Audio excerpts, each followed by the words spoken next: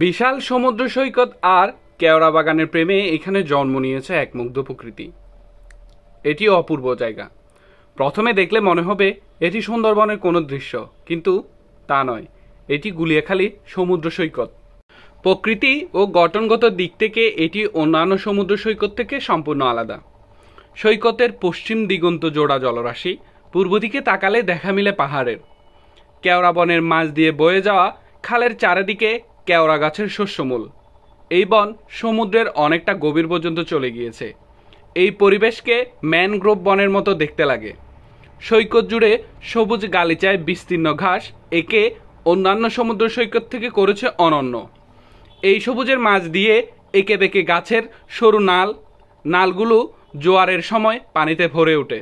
এখানকার পাখি, ঢেউ আর বাতাসের মিতালি অনন্য অবস্থা দেখা যায় এই সমুদ্র সৈকতে। সৈকতের 5 কিলোমিটার মধ্যে চন্দ্রনাথ পাহাড় ও মন্দির, বোটানিক্যাল গার্ডেন ও ইকো পার্কের সহস্রধারা এবং সুপ্তধারা নামে 2টি ঝর্ণা রয়েছে। জোয়ারের সময় সাগরের ঢেউ আছড়ে পড়ার দৃশ্য যেন অন্যরকম এক অনুভূতি। গুলিয়াখালীর সবচেয়ে আকর্ষণীয় বিষয় হলো কেওড়া বন। কেওড়া বাগানের মধ্য দিয়ে বয়ে যাওয়া খালের চারপাশে কেওড়া গাছের শস্যমূল এবং বিভিন্ন জায়গায় গর্ত রয়েছে। এক একটি গর্তের সামনে গেলে মনে হবে এটি যেন একটি সাপ বা লতা আমাকে আঁকড়ে ধরবে। গুলিয়াখালী বিচে আসার উপায়, যেহেতু এই বীচটি সীতাকুণ্ড, তাই দেশের যে কোনো প্রান্ত থেকে প্রথমে আসতে হবে সীতাকুণ্ড। বিভিন্ন উপায়ে ঢাকা বা চট্টগ্রাম থেকে সীতাকুণ্ড আসতে পারেন। ঢাকা থেকে যারা আসতে চান, ঢাকা থেকে চট্টগ্রামগামী যে কোনো বাসে করেই যেতে পারেন সীতাকুণ্ড।